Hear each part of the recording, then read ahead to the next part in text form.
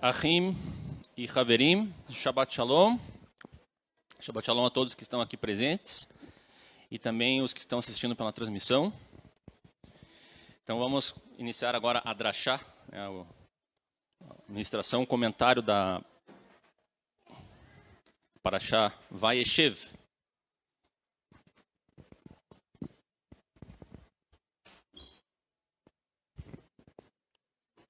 Vamos então fazer a Drashá da Parashá Vayeshev, que significa e habitou.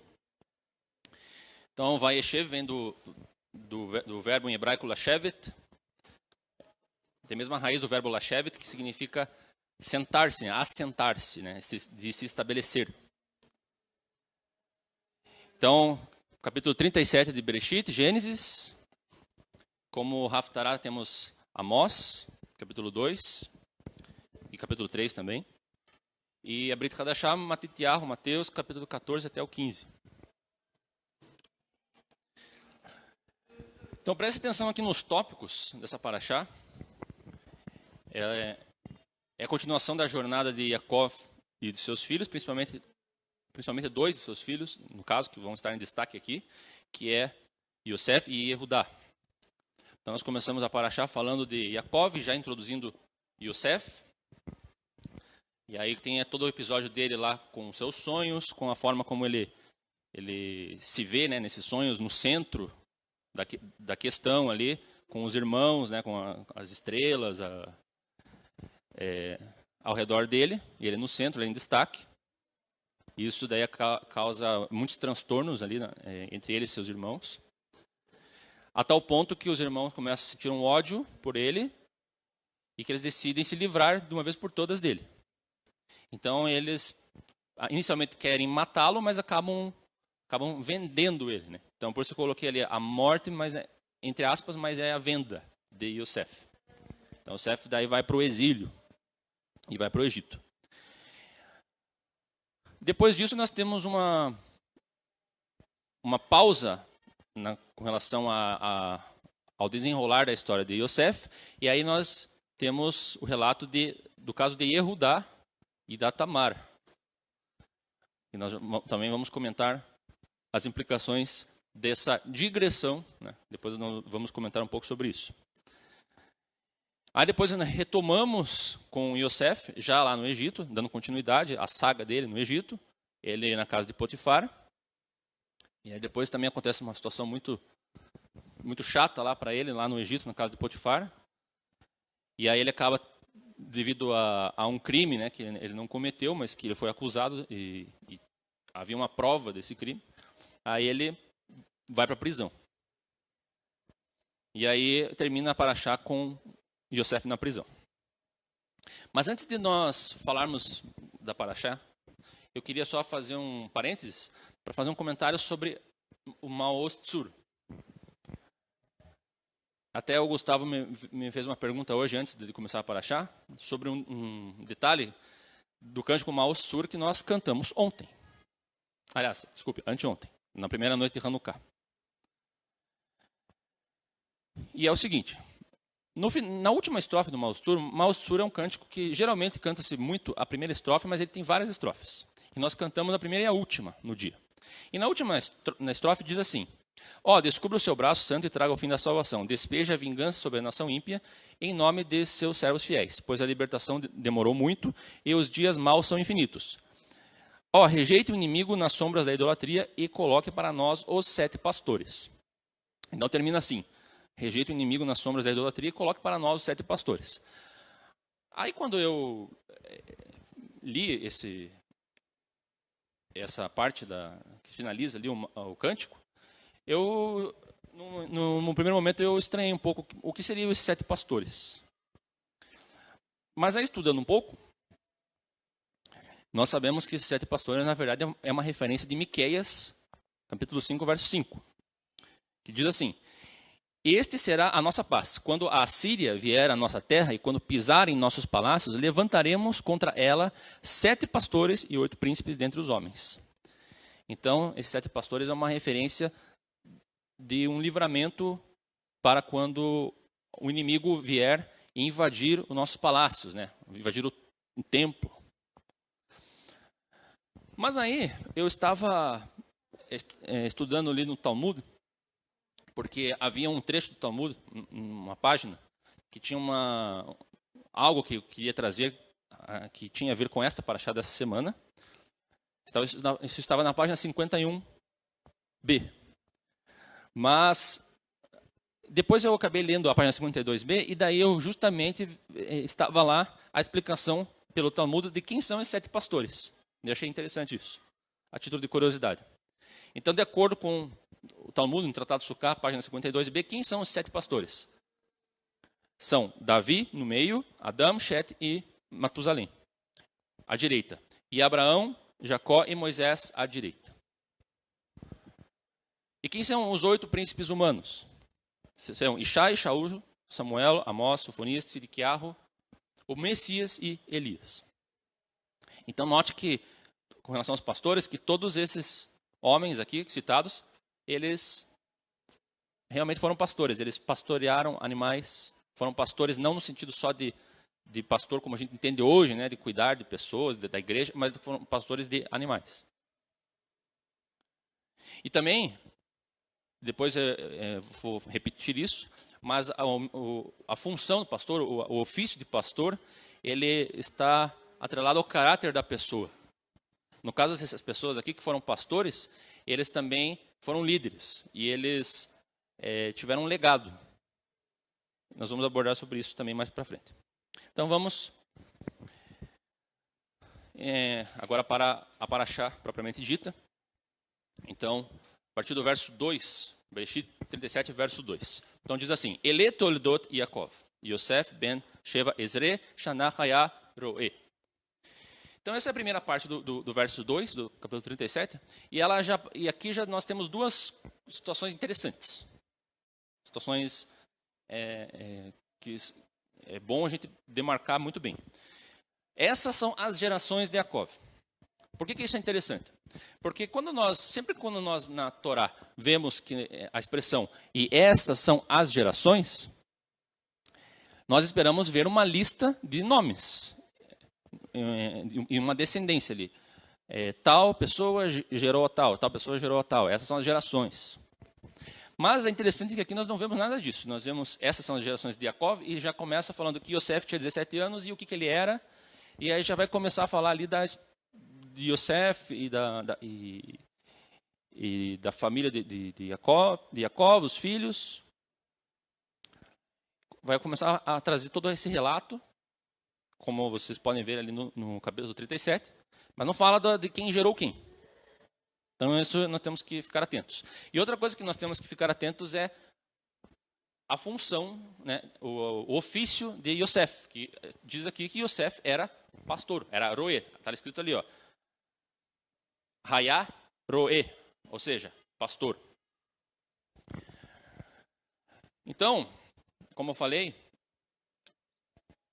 o pastor está ligado ao fato da função da pessoa, do caráter. E isso vai ser importante nós já definirmos o caráter de Yosef. Embora nós vemos que ele não começa bem aqui. Parece como ele começa com o pé esquerdo. Mas o caráter dele vai se desenvolver de tal forma que vai ter a ver com o fato de ele ser pastor. E aqui, as gerações de Yaakov, nós estamos vendo que ele não está falando de descendentes, mas ele está falando da história. É como se fossem essas gerações aqui. Essa é a história de Yaakov. Essa é a história de Israel.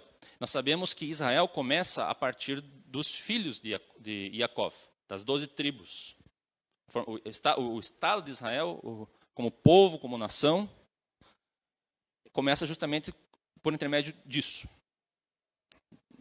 da interação desses filhos. E nós temos também um aspecto principal de Israel, na função de Israel, como função de trazer a justiça, o conhecimento de Deus no mundo através da figura do Mashiach. E nós vamos ver aqui por que nós temos o destaque para Yosef e depois para Yehudá, com relação a isso. Mas como eu falei, Yosef ele não começa muito bem essa paraxá. Porque diz assim no verso 2 ainda. Olha como o verso 2, ele, embora seja curto, mas ele traz muita informação. Sendo ainda jovem, andava com os filhos de Bila e Zilpa. Então vamos parar por aqui. Por que ele andava com os filhos de Bila e Zilpa? Por que é importante a gente também observar isso? Por que ele não fala aqui que ele andava com seus irmãos? Ou andava com os filhos de Bila, Zilpa e Leia? Por que ele especificou aqui que ele andava só com os filhos de Bila e Zilpa? Nós podemos deduzir que nós já sabemos que Rachel e Leia, elas tinham uma certa rixa. Elas tinham uma rixa entre elas. Havia uma rixa entre elas. Nós vemos para Parashot anteriores que houve ali um desentendimento, porque era para Raquel se casar, mas daí houve um engano ali, a Leia acabou casando, aí depois ele casa com Rachel, e aí elas disputam ali o amor de Yaakov, né? Yaakov preferia Rachel, mas Leia é que tem os filhos e Rachel não tem, e aí depois tem aquela disputa lá com as mandrágoras lá de Ruben. Então, com certeza, o relacionamento delas não era dos melhores. Então, podemos presumir que Rachel deve ter criado Yosef de tal forma que ele não andava com os filhos de Leia, apenas com os filhos de Bila e Zilpa, que iriam numa situação de maior neutralidade. Mas, olha só, Yosef trazia seu pai más notícias a respeito deles. Deles quem? Dos filhos de Bila e Zilpa. Então, os filhos de Bila e Zilpa, que eram os irmãos com quem Yosef andava, ele ainda falava mal deles. Então, além de ele já não ter, provavelmente, um bom relacionamento com os filhos de Leia, e aí parece que o relacionamento dele com os filhos de Bila e Zilpa não era dos melhores também. Então, isso já faz com que a gente preste atenção aqui, que a situação não está nada boa ali. Já começa mal. Mas a situação começa a ficar pior com a questão dos sonhos, que aí ele tem aqueles sonhos onde ele se coloca no centro, e ele já não tem um relacionamento muito bom com seus irmãos. Pelo menos é isso que a Torá nos dá a entender. O relacionamento dele não era bom com os irmãos. Aí ele vai lá e se coloca como superior a eles. Olha, eu sonhei isso. E ele não tem nenhum menor cuidado, né? Se você não se dá muito bem com algumas pessoas, não tem lá um bom relacionamento, você não vai chegar lá e se colocar e falar o que você pensa de forma a fazer com que ele se sinta pior ainda do que a situação já está. E ele vai lá e sem nenhum cuidado, ele simplesmente tem o sonho e conta para todo mundo. E ainda e Yaakov, como favorecia ele, né, como ele era o preferido, dá então a Ketonet Passim, que é um casaco, que segundo o Rav Hanoch Waxman é uma veste de mangas compridas que é vestida pelos filhos dos reis. Ketonet Passim, um casaco, capa de mangas compridas. Então ele dá uma vestimenta que é uma vestimenta real. E depois nós vamos ver que, por causa do pecado de Ruben, Yosef acaba adquirindo esse direito de primogenitura de Ruben. Então, de alguma forma, Yaakov está favorecendo Yosef para isso, o que desperta um ódio maior ainda nos seus irmãos, que a situação já não estava boa. E aí os irmãos ficam com um ódio muito grande. Então aqui nós começamos essa história, conforme eu falei, das gerações, já de uma forma terrível, porque nós esperávamos que, se o Eterno tem um plano de formar um povo de Israel, através de Yaakov, né, através da promessa que ele deu a Abraão, a Isaac e Yaakov através dos seus filhos, nós esperaríamos que os filhos de Yaakov estivessem em unidade, estivessem indo bem, estivessem sendo uns amigos uns dos outros, para que eles pudessem ter unidade e estabelecer aí com a sua descendência uma nação coesa, uma nação em que todos eles estão se entendendo bem, só que nós vemos aqui uma grande divisão.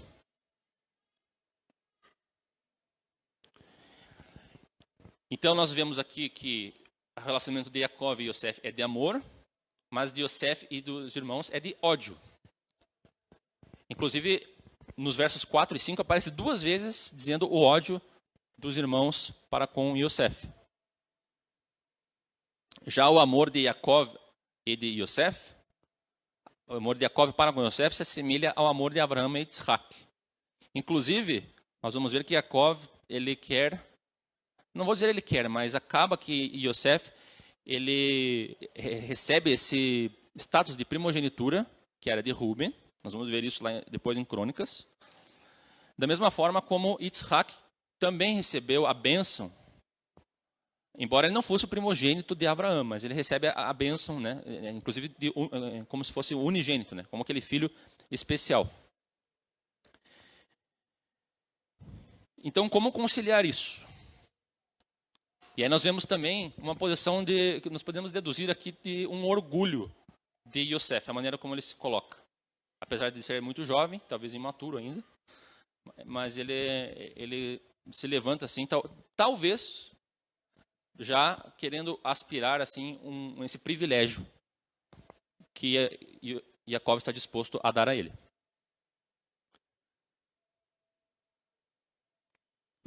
Mas as coisas vão começar a ficar interessantes nessa paraxá no momento em que os irmãos de Yosef se afastam, os outros filhos se afastam, vão para Shechem, e Jacob manda Yosef para sondar os seus irmãos. Mas veja da onde que ele diz que ele sai. Em Bereshit, Gênesis 37, do 12 ao 14. Assim o enviou do vale de Hebron. Preste atenção aqui do vale de Hebron. Se você ler superficialmente, você vai pensar, ok, ele saiu do vale de Hebron e foi em direção a Shechem. Só que analise um pouco a geografia de Hebron em Eretz Israel, e você vai observar, como você vê nessa imagem, que Hebron não fica num vale. Ele fica, na verdade, num lugar alto. Na verdade, fica nas montanhas da Judeia. Fica no alto de um monte. A 930 metros acima do nível do mar. Então, isso daqui fez despertar a observação de Rashi. Rashi observou isso e, peraí, isso daqui não está certo. Ele não poderia ter dito que ele saiu do vale de Hebron, porque Hebron não fica no vale. Não existe vale de Hebron. Então, nós deduzimos aqui que este vale, na verdade, é melhor entendido aqui com um pouco de sod, que é um mistério. E a palavra emek, que é vale, ela também significa profundo, profundeza. Ou seja, um mistério profundo aqui. Essa palavra mistério também é utilizada por Paulo várias vezes quando ele estuda, está fazendo uma analogia com a Torá, e aí ele coloca assim, isto é um mistério, ou seja, é um segredo. Então isso é algo que se tem na Torá muito. Quando alguma coisa estranha acontece, é porque tem um segredo ali. Isso daí já foi explicado várias vezes pelo Shulam, inclusive. E o que seria então esse mistério? Então vamos abordar aqui um pouco sobre o desfecho dessa sondagem de... Aliás, sondar, né? Uma sonda é geralmente quando você quer inserir algo em algo profundo. Né? Você quer aprofundar algo para ver o que está acontecendo. Então, essa sondagem de Yosef... Primeiramente, Yosef pensa que seus irmãos estavam perdidos, já que ele chega em Shechem e ele não está lá, e eles não estão lá. Mas daí ele acaba os encontrando em Dotã. E aí ocorre aquele conflito, aquela disputa, aquela conspiração contra Yosef. Agora comecem a notar alguns elementos. Os irmãos, eles atacam Yosef e eles despem Yosef das suas vestes reais, daquele manto, aquela Ketonet Passim, vestes coloridas, que eram vestes que nós já vimos que simboliza a realeza. Então eles despem ele da realeza. Lançam ele a um poço sem água, vendem-o por 20 moedas de prata. Aí eles entregam aos ismaelitas, que levam ele para o Egito. E aí eles pegam aquela túnica e mancham com sangue no animal e entregam para o seu pai, depois, quando eles voltam. com aquela veste tingida de sangue. Então preste atenção nisso.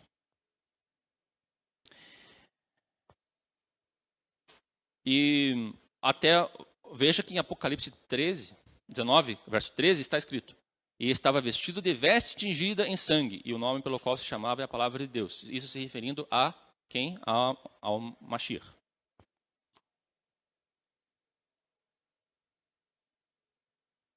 Então aqui nós podemos fazer já algumas conexões entre Yosef e Yeshua. Então nós temos as vestes manchadas de sangue. Vamos ver mais algumas coisas. Nós vemos que tanto Yosef quanto Yeshua são condenados por uma falsa acusação. Depois, no desenrolar da história de Yosef, nós vamos ver que ele é acusado de ter tido um caso com a mulher de Potifar. Mas ele não fez isso. E Yeshua também fizeram falsas acusações contra ele a ponto de condená-lo, mas ele não pecou em nada. Esse é um detalhe interessante também que eu nunca tinha parado para prestar atenção. Yeshua foi executado na estaca, né, na cruz, com 2 outros criminosos. Notem que um desses criminosos morre. Aliás, os 2 morrem. Né? Só que um deles fala com Yeshua e pede um perdão. E Yeshua declara para ele que ele seria salvo.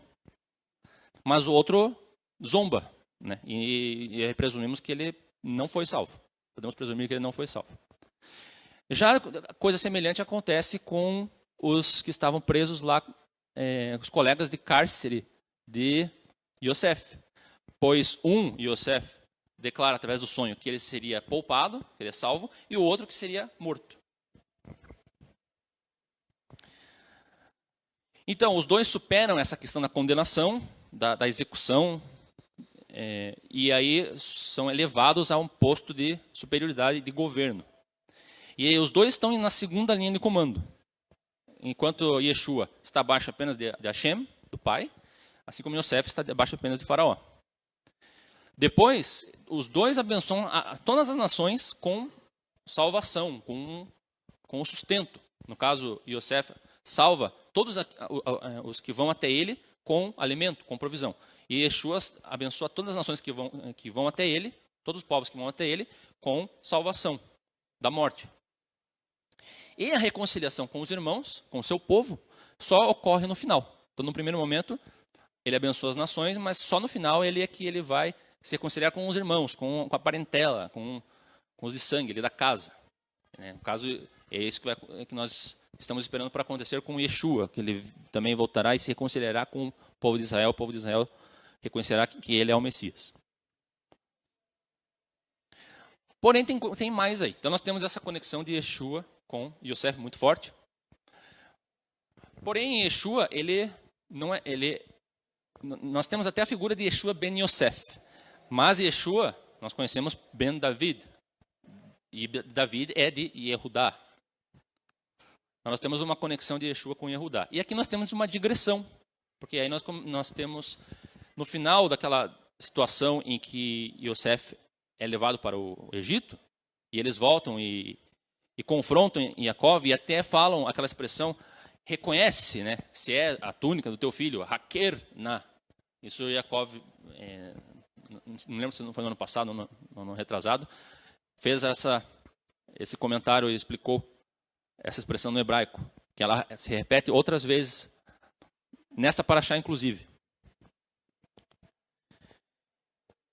Então nós temos essa digressão e aí nós temos a introdução aqui de um tema diferente, que é Yehudá e Tamar. Então, digressão é um elemento textual, que é quando ocorre a inserção de um texto, de uma história, de uma mensagem, que ela parece não ter a ver, ela não está relacionada, não tem coesão com o que estava sendo falado até então.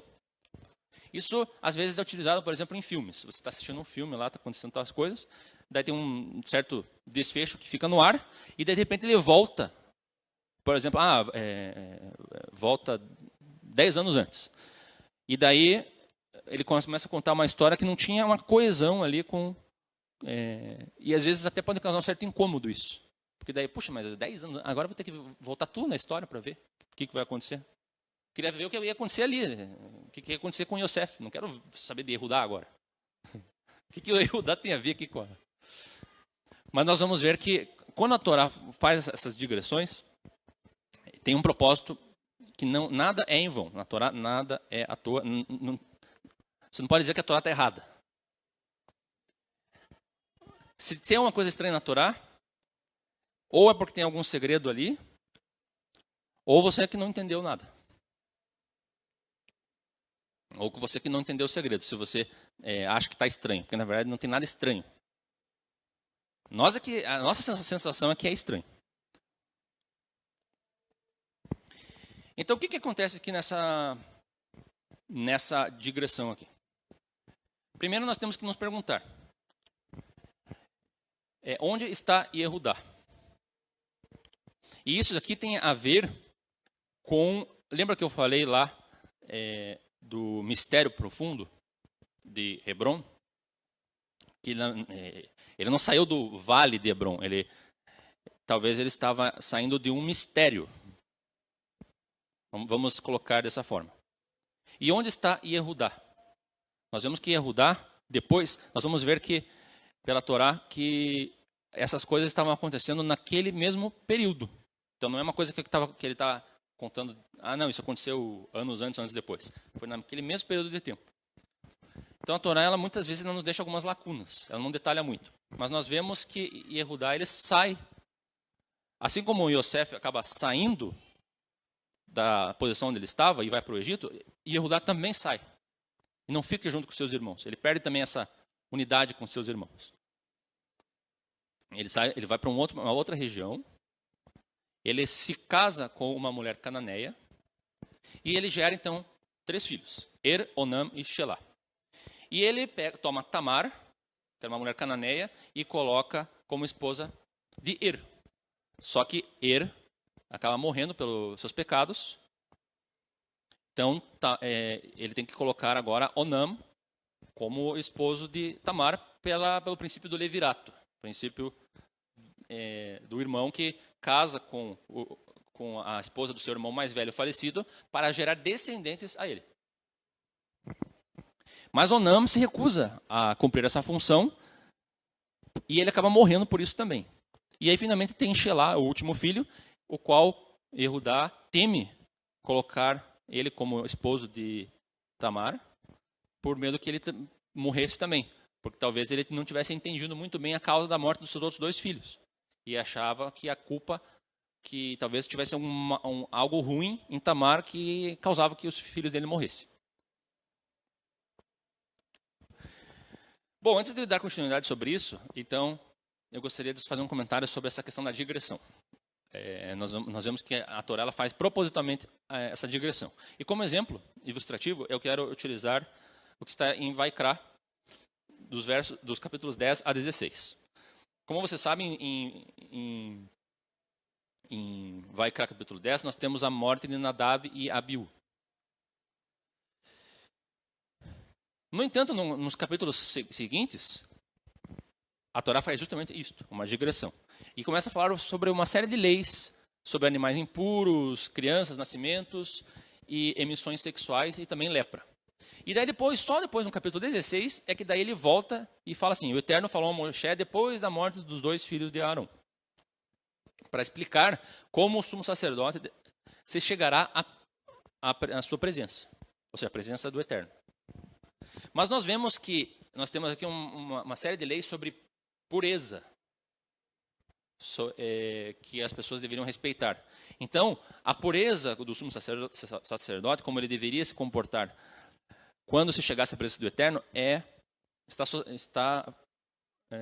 tem um ponto em comum com a pureza que todos deveriam ter, principalmente para se chegar no tabernáculo, no lugar santo. Então é por isso que existe essa digressão, porque ele quer fazer um parênteses para fazer uma explicação de vários elementos que vai ser importante para o desfecho dessa história. Então, aí nós vemos que essa digressão ela não está ali por acaso, ela tem um propósito. Então, nós vamos ver que essa história de Yehudá, ela está aqui porque existe uma conexão da figura de Yehudá com a figura de Yosef. Nós vamos ver alguns elementos aqui que têm em comum, realmente, em Yehudá e em Yosef. Então, vamos analisar esses pontos que estão destacados ali em amarelo. Vamos prestar atenção neles. Então, primeiro, Yehudá desce. Está escrito assim, que Yehudá desce e se junta a estrangeiros e casa com uma estrangeira. Ele tem 2 filhos e ele perde 2 filhos e não toma Tamar para Shelah, ficando sem descendência. Então, observem isso. Ele só ficou com o Shelah, mas o Shelah não se casando não teria como gerar a descendência dele. Então, ele fica temporariamente nessa problemática aqui de não gerar descendentes. Aqui tem uma curiosidade. Shelah nasceu numa cidade chamada Rezib, ou Arzib, que significa decepção, desapontamento.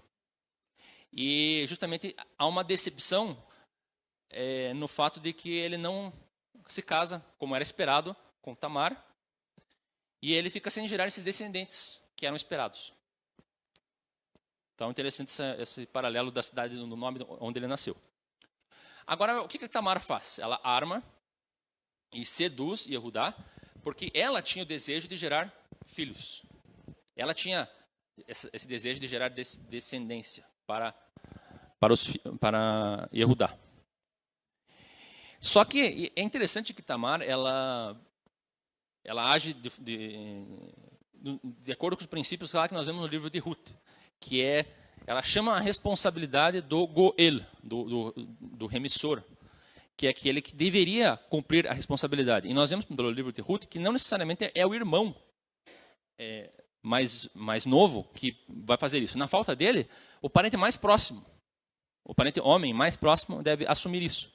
E como o Shelah não estava assumindo isso, nós vemos uma passividade de Shelah, então ela decide por tomar a iniciativa e fazer com que... Não, então você mesmo, Yehudá, é que deve assumir essa responsabilidade. E a lógica dela está correta. No entanto, ela não poderia fazer isso abertamente, né? Então ela faz uma artimanha, semelhante ao que Yaakov tinha feito, né? Fez nas escuras. Então ela se fingiu de prostituta, fez aquela armação, seduziu Yehudá, se deitou com ele e aí engravidou. Mas depois que foi descoberto isso, ela deveria receber a pena de morte. E pena de morte por ser queimada. Mas ela apresenta 3 elementos, que era o penhor pelo serviço que ela tinha prestado. Que era, notem os elementos, selo, capa e cajado.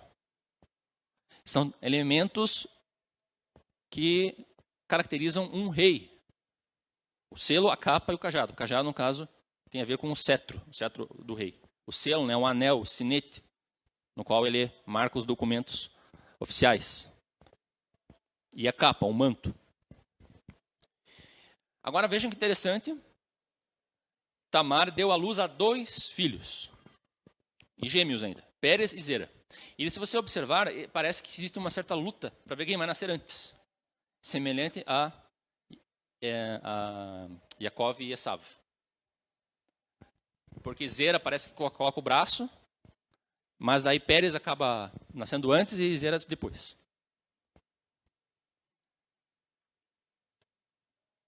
Agora vamos ver que esses pontos que nós elencamos aqui, eles repetem na continuidade da história de Yosef. Então, primeiro Yosef desce ao Egito, que é uma nação estrangeira. Ele vai à casa de Potifar, ele também é seduzido, no caso pela esposa de Potifar. A mulher de Potifar também arma uma cilada, uma situação para enganá-lo. Aliás, para enganar não Yosef, mas para enganar Potifar. Mas é uma situação que põe ele em risco, né? E com o quê? Qual que foi a prova que deu legalidade à esposa de Potifar? A capa. Então nós vemos aqui a capa de Yosef novamente. Assim como a capa lá, o manto, que foi utilizado foi uma artimanha que foi utilizada para causar a morte dele, novamente a capa aqui está sendo utilizada como artimanha para prejudicar ele. E nós sabemos que quando as coisas se repetem na Torá é porque elas querem dizer algo a mais. Não é para ficar apenas na literalidade dos fatos, mas numa implicação maior. E nós vemos que a capa de Yosef, que aparece aqui, e também nós vemos a capa de Judá. Então veja esse elemento capa aqui. Por que tanta capa?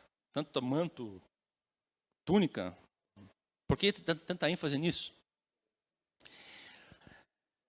Yosef ele é preso. E essa prisão dele impede ele também do quê? Dele gerar descendentes, porque daí se ele está preso, ele não pode se casar, ele fica longos anos preso, fica 12 anos preso. E ele não pode se casar, não pode gerar descendentes. Mas nós vemos que Yosef ele é promovido a vice-rei, e nós vemos os elementos lá de Judá, né, que o caracteriza também como o rei, no caso o selo, o cajado e o manto. E aqui nós vemos que Yosef é promovido a vice-rei. Yosef também casa com uma estrangeira, assim como Judá casou com uma estrangeira. E Yosef também, pasmem, teve 2 filhos, Efraim e Manassés. Então, vocês vejam como essa história de Judá e Tamar, ela tem paralelos com Yosef, a ponto de que essa digressão ela nem seja tanto uma digressão. Então essa digressão ela coloca Judá no centro da história. E a superação do destino de ficar sem descendentes e de sua tipificação como rei. A história de Yosef mostra a superação do orgulho, porque, vejam, toda pessoa que está iniciando assim com muita adulação, sendo muito privilegiado, o Senhor não pode trabalhar com a pessoa assim. O Senhor precisa testar a humildade, precisa provar a pessoa. A mesma coisa não, mas coisa parecida aconteceu com Moshe, que ele também começou lá na realeza, lá com toda a pompa, mas para ele poder exercer o chamado dele, ele teve que... Não, primeiro, vamos regredir um pouco, vamos lá para uma situação mais humilde, aí depois aí nós vamos conciliar o teu chamado inicial com todos esses testes e essas lições que você aprendeu. Então isso que acontece com Yosef. E ele acaba assumindo uma posição de realeza uma posição de realeza. E ele também tem a descendência, porque Yosef daí recebe uma esposa e tem filhos, assim como Judá também se casa e tem filhos. Mas teve problema para eles se casarem. Eles não se casaram rápido. Porque nós sabemos que, do contexto judaico, os homens se casavam e se casam cedo. Mas eles demoraram para poder ter sua esposa e ter os seus filhos. Aconteceram problemas para que isso acontecesse. Então teve que haver uma superação. E a Torá está cheia dessa questão de que para gerar descendentes tem problema e tem que ter superação disso. E nós vemos que isso acontece bem... parece que isso entra muito em contraponto à promessa que Deus fez a Abraão, que seus descendentes serão muitíssimos e numerosos. Mas aí nós vemos uma série de problemas em se gerar descendentes dessas pessoas-chave na história. Então vemos ao todo um foco muito grande em Judá e Yosef, num destaque muito maior do que o dos seus outros irmãos. Agora nós vamos entrar numa análise interessante, porque a história de Yosef e Judá, elas convergem na pessoa do Messias, mas também no futuro da nação de Israel. Porque nós vamos ver que há a divisão no futuro, né, entre o reino do norte e o reino do sul. E o reino do norte é representado por Yosef. E o reino do sul por Judá. Lembra que eu falei sobre a primogenitura de Yosef? Veja o que está escrito em 1 Crônicas 5, versos 1 a 2. Quanto aos filhos de Ruben, o primogênito de Israel, pois ele era o primogênito, mas porque profanara a cama de seu pai, deu-se a sua primogenitura aos filhos de Yosef, filho de Israel. De modo que não foi contado na genealogia da primogenitura. Porque Judá foi poderoso entre seus irmãos, e dele veio o soberano, porém a primogenitura foi de Yosef. Então, esse verso aqui, esses versículos, eles nos dão a entender uma certa disputa, vamos colocar assim, entre a casa de Yehudá e a casa de Yosef. Porque é como se os da casa de Yosef e toda a influência dele reclamem a primogenitura para si e o direito do reinado para si. Mas Yehudá foi também prometido o reinado e ele também tem a tipificação. Então nós temos essa, digamos, um pouco de, poderia ser uma disputa judicial, né? Vamos ver, pela Torá, quem que deveria receber realmente o direito da primogenitura e o direito da liderança do governo. Mas nós vemos que Yehudá é que vai ficar com isso, mas nós temos que entender a importância de Yosef nesse processo. Nós vamos ver que antes da reconciliação com Yosef, Yehudá ele protagoniza uma atitude de humilde súplica. Então nós temos aqui uma tipificação do Israel dividido. E Yehuda e aí nós temos dois Mashiach. Inclusive isso está no Talmud, essa ideia de dois Mashiach. Não estou dizendo que nós temos dois Mashiach, não. Nós temos um Mashiach. Mas nós temos dois, vamos colocar assim, duas funções do Mashiach. Dois momentos do Mashiach. O Mashiach como Ben Yosef e o Mashiach como Ben David. Então nós vemos Yeshua Ben Yosef quando ele cumpre coisas que Yosef viveu. Mas nós também vemos Mashiach Ben David, ele como assumindo no final o papel de rei absoluto, sendo da casa de Yehudá, e reconhecido por todo o Israel. Enquanto que no Yeshua Ben Yosef, ele é reconhecido pelas nações, mas ele não é reconhecido por Yehudá ainda, mas ele será reconhecido por Yehudá. Agora vejam que interessante que o que está escrito no Tratado Sukkah, página 51b. Uma página antes daquela página que fala dos 7 pastores. Os nossos mestres estudaram em uma baraita. Ao Messias, descendente de David, que em breve se revelará em nossos dias, o Santíssimo, bendito seja ele, lhe dirá: peça-me qualquer coisa e eu lhe darei, como está escrito. Salmo 2, 7 a 8. Proclamarei o que me disse o Eterno. Proclame isto como um estatuto para a lembrança. Tu és meu filho, hoje te gerei. Quero dizer, hoje vou revelar perante todas as criaturas que você é meu filho. Pede-me e te darei os povos como herança. Então, já que o Messias, descendente de Davi, terá visto que o Messias, descendente de Yosef, foi assassinado, ele dirá: dono do universo, eu lhe rogo apenas vida. Então Deus lhe dirá: você terá vida, mesmo antes de ter me pedido, como profetizou Davi, teu ancestral.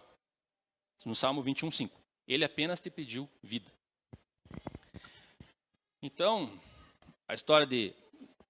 Por que eu estou falando isso? A história de Yosef e de Yehudá, nessa tipificação de realeza, dá a entender, com relação a essas duas funções do Messias, que é uma coisa só, apesar de serem duas pessoas diferentes, mas no final converge-se isso em uma união, porque depois, no final, há uma reconciliação entre Yosef e seus irmãos. E quem é a peça-chave para que isso aconteça? Yehudá, porque ele faz aquele ato de súplica, né? Ele se humilha. E aqui, eu também gostaria de colocar uma opinião minha. Existe uma teoria, a teoria das duas casas, em que nós temos a casa de Yehudá e a casa de Efraim, né? Efraim de Yosef. Que, segundo essa teoria, todos aqueles que são crentes, né, no Eterno, em Yeshua, que não são de Yehudá, são da casa de Efraim. Mas não é isso que eu quero dizer, não. O que eu quero dizer é o seguinte: essa reconciliação entre todo Israel, entre as tribos, ela tem uma implicação, na verdade, se vocês repararem, a tribo de Yosef as tribos do norte, elas se assimilaram, se perderam entre as nações. Mas isso, com certeza, na minha singela opinião, faz parte dos planos de Deus para trazer uma reconciliação não apenas de Israel, mas do mundo todo. Então, quando o Yeshua vir, ele vai conciliar Israel, o povo representado hoje pela tribo de Judá, com as outras tribos. E juntamente com isso, todas as nações. Mas não que quem é das nações só vai ser reconciliado se for da tribo de Yosef, mas de todos os povos, porque Deus os espalhou para, de alguma forma, também alcançar todos os povos. Então, no final, é isso que nós vamos ver acontecer. Nós esperamos ansiosamente por isso. Então, é muito interessante como o livro de Gênesis, ele trata de sombras, né, de coisas que virão, através de a princípio, né, meras histórias, mas com implicações absolutas, assim, no sentido de tudo que vai acontecer. Então, como eu já disse outras vezes, a história dos patriarcas, dos pais, da fé, lá de Bereshit, é a história que nós fazemos parte dela ainda hoje. Então, Shabbat Shalom a todos, Deus abençoe e até a próxima semana.